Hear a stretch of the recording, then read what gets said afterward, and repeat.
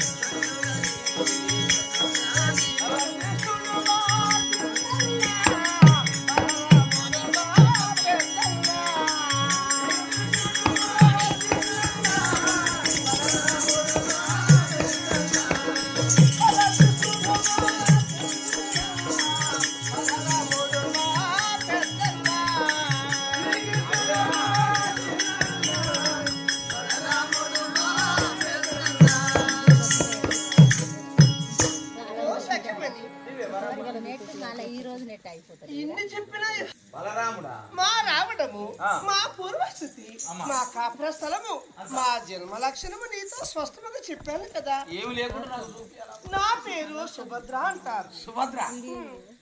నా భర్తారుడి పేరు అర్జునుడు. వీర అర్జునుడు. అర్జునుడు వీర అర్జునుడు కాదు, అర్జునుడే. అర్జునుడేనా? మా అత్త పేరు కుంతి. కుంతి. మా మామ పాండురాజు. పాండురాజు. పాండురాజుకు కుంతికి జన్మించినటువంటి వారు ఐదుగురు. పంచ పాండవులు. పంచ అంటే ఐదు. అందులో పెద్దవాడు ధర్మరాజు. రెండవ వాడు భీముడు. మూడో వాడు అర్జునుడు. నకులుడు సహదేవుడు. ఐదుగురు ఉన్నారు. విన్నావా? ఐదుగురు నీకు తెలుసు. నాకు తెలుసు. శకునమాయ పాత్ర చేత జూదప్పులో సర్వము కోల్పోయి 12 ఏళ్ళు అరణ్యవాసము, 1 ఏట అజ్ఞాతవాసము చేయమని అలనాడు సుయోధనుడు యాజ్ఞించాడు. యాజ్ఞించగా ఆ మాట ప్రకారముగా మునువేసిన పాదము వెను తీయకుండా, హరిల మాట తప్పకుండా, సత్యములో కలలో కూడా అంటే స్వప్నములో మితి తప్పకుండా ఉండినటువంటి వారు పాండవులు. వారు దైత్యావనముకు వెళ్ళు సమయములోన నేను మా తల్లివారి భవనములోన ఉంటిని. కానీ నా భర్తాలుడైనటువంటి అర్జునుడిని చూడక చాలా దివసములు కలుగుచున్నది. అందుకని నా భర్తను చూద్దామని వెళుతున్నాను. ఆయన ఎక్కడ ఉండో దైత్యావరం అంటే అడవిలో ఆడున్నాడు. మరి నీకు తెలియదా? అప్పుడప్పుడు నేను పోయినా కానీ పోతే నన్ను విడిచిపెడతలేదు. మరి ఇంటికి వచ్చాక చూసుకోరాదమ్మా అడవికి. నేను తల్లివారి భవనములో ఉన్నాను కానీ నా భర్తలని చూడటానికి వెళుతున్నాను. మరి 6 నెలలు అయినా 4 నెలలు అవన్నీ నీకెందుకు? నా భర్తని చూస్తామని వెళ్తున్నాను. ఎన్నాళ్ళైతే నీకెందుకు? వచ్చిన బాధ చెప్పు. నువ్వే కదా నీకంత అవసరం లేదు అన్నా. ఓ సకల లోక ప్రదాత, పాండవులకు ఎలాంటి కష్టము రాకుండా కంటికి కనుగుడ్డుకు కనురెప్ప ఏ విధిగా కాపాడుతాదో అలాంటిగా మా పాండవులు కాపాడినటువంటి వాడు. ఈ రోజు నా భర్తలను నేను చూడడానికి దైత్యావనమునకు వెళ్తున్నాను. నన్ను కాపాడితే, నన్ను కరుణిస్తే నీ అనుగ్రహం ఉంటే నేను ముందడుగు వేస్తాను అన్నా.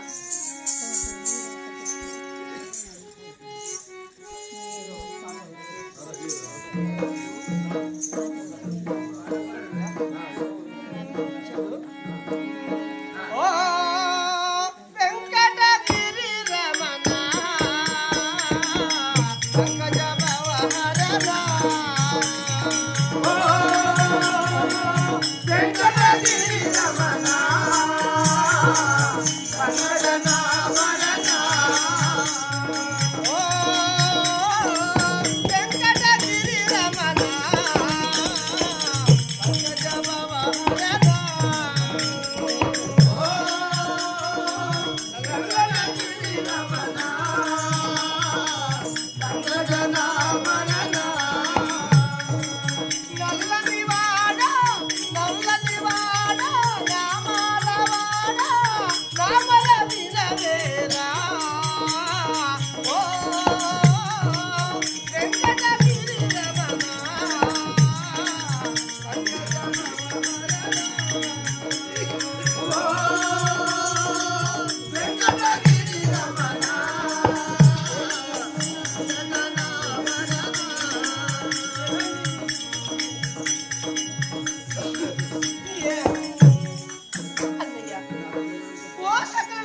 తాత, నీవు లేనిది సూది మోపనంత స్థానము కూడా లేదు. సృష్టిలో నీవే గొప్పవాడవు. ఈ సృష్టినంతా కుక్షిలో అనగా తన గర్భములో దాచుకున్నటువంటి వాడవు. సరే, నారదుడు చెప్పిన ప్రకారముగా తల్లి గారి భవనము నుండి సుభద్రదేవి అర్జునుడు చూడడానికి వెళుతున్నారు. నేను వెళ్ళి ఆమె పాదములు నొక్కి నా మాట తెలుసుకుంటున్నాను.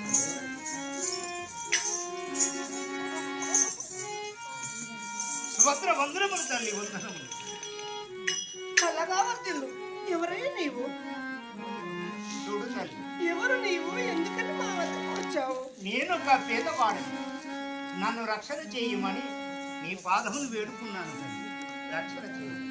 అయ్యో, ఏంటయ్యా హఠాత్తుగా వచ్చి నా పాదములు పట్టుకుంటున్నావు?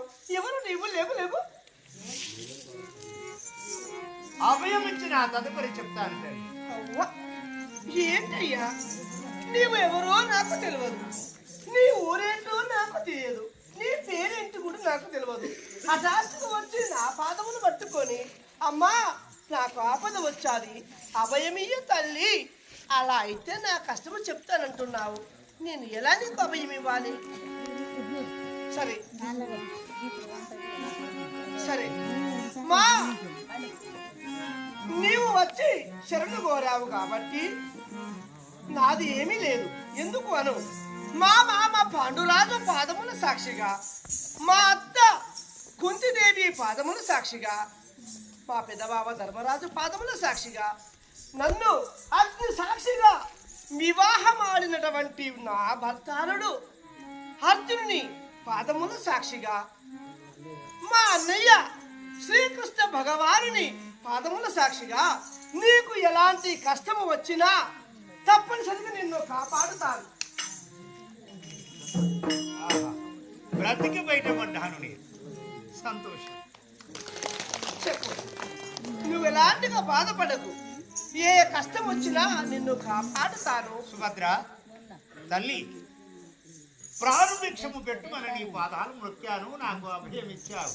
నా వివరము చెప్తాను, ఒక్కసారి చూడు. నా వద్ద ఒక శృంగారము కలిగినటువంటి ఒక హయము కలిగి ఉండేది. ఆ హయమును చూడాలని చెప్పి ద్వారకాపురి పట్టణము పరిపాలన చేసినటువంటి కృష్ణ పరంధాముడు నాకు ఒక ఉత్తరము వ్రాశాడు. ఆ ఉత్తరములో ఏమున్నదంటే, డాంగేయ మహారాజా, ఒకనొక దినమునికి ఒక్కసారి ఆ అశ్వాన్ని నా వద్దకు పంపు, దాన్ని చూసి నీకు పంపిస్తానని చెప్పి వ్రాశాడు. అంటే నేను మరలా ఆ కృష్ణునికి ఎదిరించి ఎవరు చూడడానికి వీలు లేదు, ఇది పంపను నీకు అని చెప్పి నేను ఉత్తరము వ్రాశాను. రాసిన అందులో తన చేతి చక్రం నా రేపు సూర్యుడు ఉదయించబోయే సందర్భమున నా శిరస్సు ఖండన చేస్తానని శబ్దము చేశాడు. రక్షణ చేయి. మా అన్నగారు నిన్ను సమరస్తున్నాడా? అవును.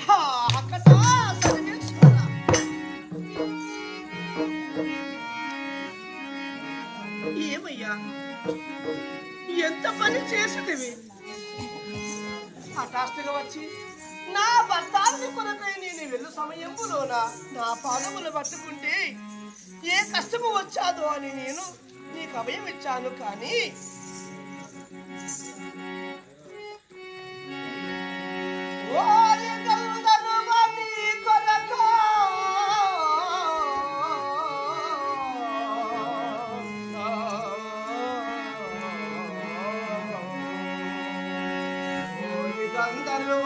కొరకు పోరు కలిగే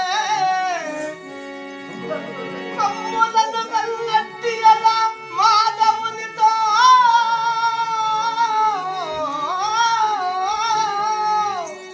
తనను కన్నట్టి తల్లిపై తాను చేయి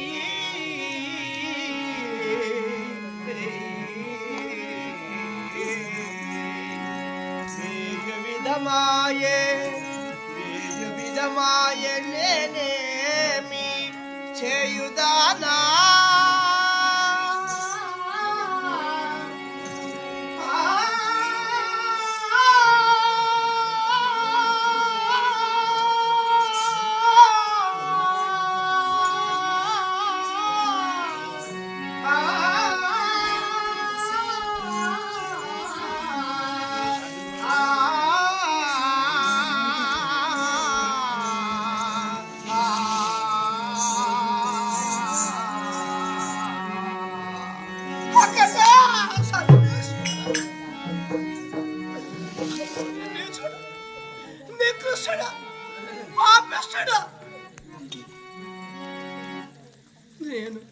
నా భర్తాలుడు దైత్యావనములో ఉన్నాడని నా భర్తాలుని చూడటందుకు నేను అల్లారు ముద్దుగా ప్రేమతోటి వెళుతున్నాను. మార్గ మధ్యములో కలిసి అమ్మా అభయమిస్తే తప్ప నేను చెప్పను అంటే ఏ కష్టం వచ్చాదో అని ఆదుకుంటాను అనుకున్నాను. కానీ తనను గన్నట్టి తల్లిపై ఏ తల్లి ఏ పిల్లకు జన్మనిస్తాదో ఆ తల్లిపైనే తన కొడుకు చెయ్యి వేసిన మాదిరిగా నా అన్నతోటి నాకు సమరమా కటా సర్వేశ్వర. సుభద్ర, నీ దయ రక్షణ చేస్తావా? నేను వెడల పొమ్మంటే నేను వెళ్ళిపోతాను. సుభద్ర, నీలనైనను మనసో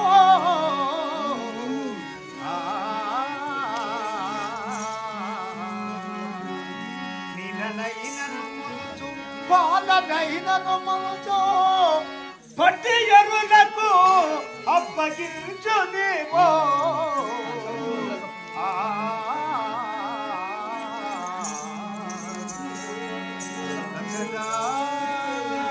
దీనుడనుగాను నన్ను జీవనమునా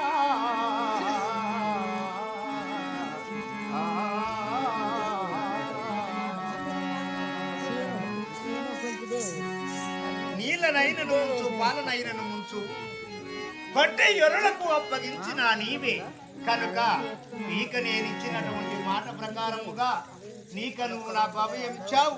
అభయం కాదన్నా నేను వెళ్ళిపోతాను తల్లి, నన్ను రక్షణ చెయ్యి. ఓ గంగయ్య నా మాట విను.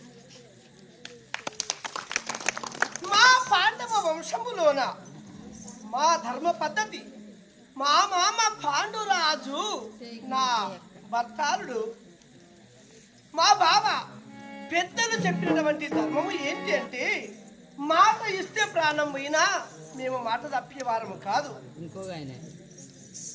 శరణన్నవాడు శత్రువైనా సరే చేరదీసి రక్షించడము మా క్షత్రియ ధర్మం.